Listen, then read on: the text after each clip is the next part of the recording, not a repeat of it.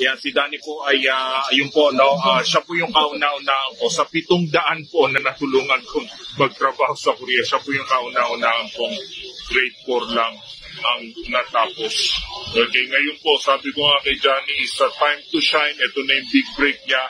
Johnny, message sa lahat ng gustong makapag-Korea.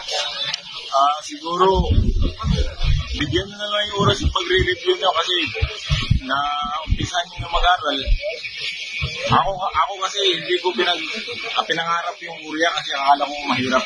Pero na pag-aralan ko na, sabi ko kaya ko to kasi match yung qualification ko doon. Saka kahit walang may hinahanap yung edukasyon, sinubukan ko naman. Saka ito, nakapata ako. At ito, bound for Korea na ako. So, maraming salamat sa iyo, Danny. Danny, galing na mo sa South Korea at mabuhay.